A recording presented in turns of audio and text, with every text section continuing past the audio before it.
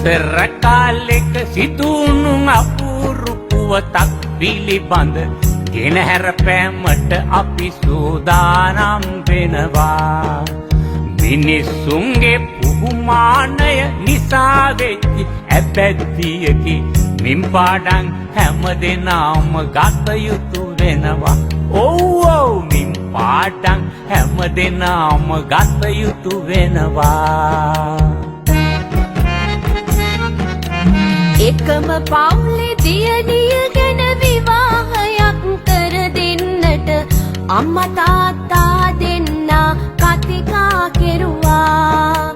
තම වංශය ගැන ඉහලින් හිතන පතන මෙම උදවිය ඒකට ගැලපෙන සහකරුවෙකු ගැන සෙව්වා. ඒකට ගැලපෙන සහකරුවෙකු ගැන සෙව්වා. මකුල් කපුවෝ මේ නිවසට ඇවිත් නොයෙක් තරුණයන්ගේ වත් පොහොසත්කම් කියමින් වර්ණා කෙරුවා. එසේ එහෙම කිව්ව නමුත් වංශවත්කමක් නැතිනම් කොයි ලෙසකින්වත් ගැලපෙන්නේ නැති බව කිව්වා. වරියන්නේ කොයි ලෙසකින්වත් ගැලපෙන්නේ නැති බව කිව්වා. මෙහෙම ටික දිනක් යනකොට තවත් තරුණයෙක් පිළිබඳ තොරතුරු ගෙන කපු මහතෙකු නිවසට එනවා. ඔහුගේ වංශය නම් උතුම් යතුවට හොඳට ගැලපෙන වය හරි ඉහලින් උජාරුවට විස්තර කෙරුවා. හරි ඉහලින් උජාරුවට විස්තර කෙරුවා.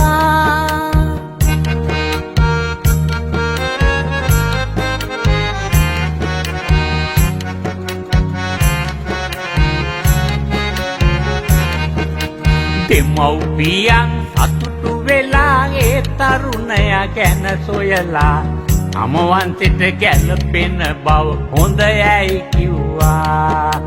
දෙපිරිසේම කැමැත්ත මත වන්තය ගැන උදම් අනා පියදියණිය තරුණයාට බන්දලා දෙනවා. මංගලම් පියදියණිය තරුණයාට බන්දලා දෙනවා.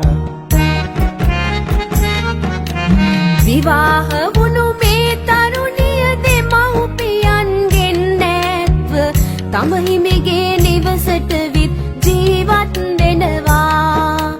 මෙහෙම ටික දිනක් ගත විය ධනය මිල මුදල් නොමැතිව දුකින් බරිත වූ ජීවිතයක් ගත කෙරුවා. දුකින් බරිත වූ ජීවිතයක් ගත කෙරුවා.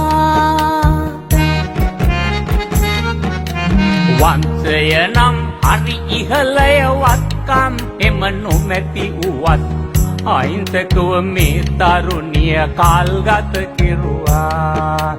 අගහිඟකම් වලින් පිරුණු නිතාගනේ පෝදාට ආර නැතුව කුසගින්නේ කාලය ගෙව්වා. අනේ පව් ආර නැතුව කුසගින්නේ කාලය ගෙව්වා. කාලය ගත වී යන විට දෙමව්පියන් තම දියණිය දැක බලා ගන්නට හිතලා නිවසට එනවා. සිය සැමියා බැහැර ගොස්ය මේ තරුණිය බඩගින්නය දෙමව්පියන් පිළි අරගෙන මෙලෙසට සිතුවා. දෙමව්පියන් පිළි අරගෙන මෙලෙසට සිතුවා.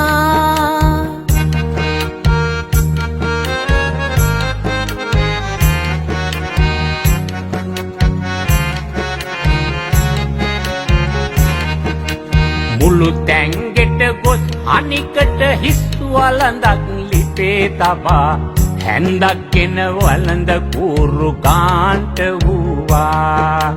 දියණියගේ පමාව ගැන විගස බැලුව දෙමව්පියන් මුළු තැන්ගෙට එබී බලා පිස්සුද ඇහුවා. මොනවද කරන්නේ? මුළු තැන්ගෙට එබී බලා පිස්සුද ඇහුවා.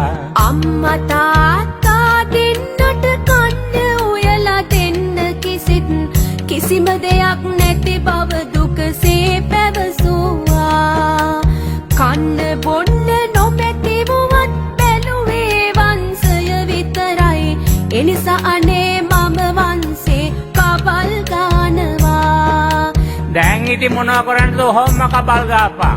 එනිසා අනේ මම වංශේ කබල් ගානවා.